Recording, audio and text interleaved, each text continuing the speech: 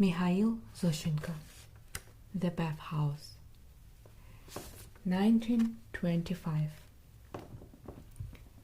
They say, citizens, that the public baths in America are excellent. There, for instance, a citizen goes to the bathhouse, takes off his clothes, puts them in a special box, and goes happily off to wash. He has nothing to worry about. There will be no loss or theft. We won't even take a check for his things. Perhaps some uneasy American will say to the bath attendant, "Goodbye, please look after my things," and that's all. This American will wash, then return to the dressing room, and his clean underclothes are handed to him, washed and ironed. His undershirt, believe me, is whiter than snow. His drawers are repaired and patched. What a life! Our baths aren't so bad either, but worse. However, you can get washed in them. The only trouble with our baths is the checks. I went Bathhouse last Saturday. After all, I can't go to America for a bath. They handed me 2 checks, one underwear, the other for my coat and hat. Where is a naked man to put those checks? Honestly, there is no place for them. You have no pockets. All you have is a belly and legs. What a nuisance those checks are. You can't tie them to your beard. Well, I tied a check to each leg so as not to lose them, and went into the bath. Now the checks flop around my feet. It's uncomfortable to walk with them, but walk you must.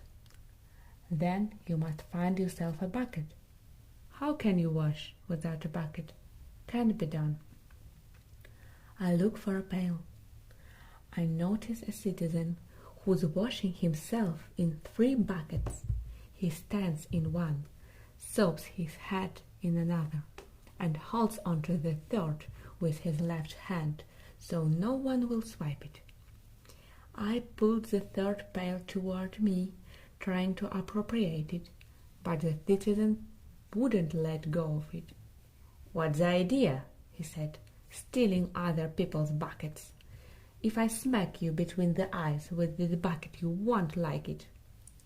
I said, "This isn't the Tsarist regime, that you can go around bashing people with buckets. What selfishness!" I said, "Other people want to get washed too.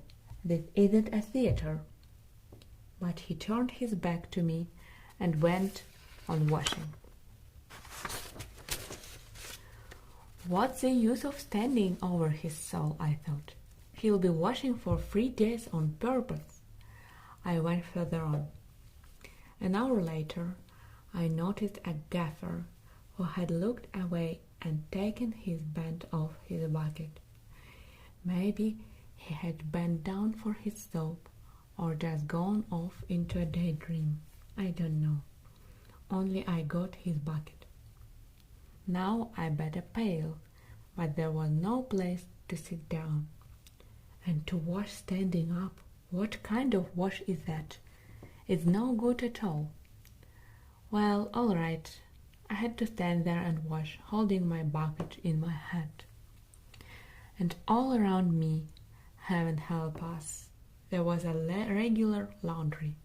One fellow was washing his pants, another scrubbing his drawers, a third wringing out something else. And there was such a din from all that laundering that you don't feel like washing. You can't even hear where you're rubbing the soap. It's a mess. To hell with them, I thought. I'll finish washing at home. I went back to the dressing room. They handed me my clothes in exchange for the check. "Everything is mine, I see, except the pants."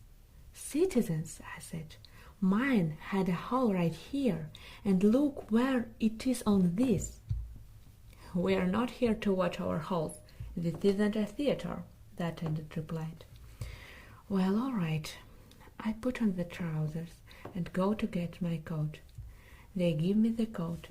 They demand the check. And I've left the check on my leg. Have to undress again. I take off the trousers, look for the check. It's gone. The string is there on my leg, but the paper is gone, washed away. I offer the string to the attendant. He won't take it. I can't hand out coats for strings, he says. Any citizen can cut up string. There wouldn't be enough coats to go around. Wait until the customers have gone, he says. I'll give you what's left. My dear friend, I say, what if they leave me a piece of junk? That isn't a theater, I say. Give me the coat that fits this description. One pocket is torn, the other is missing. As for buttons, the upper one is there, and no one expects any lower ones to be left. He gave it to me after all. Didn't even take the string. Suddenly I remembered. I bet forgotten my soap. I went back in. They wouldn't let me enter the washroom in my coat. Undress, they say. Citizens, I can't undress a third time.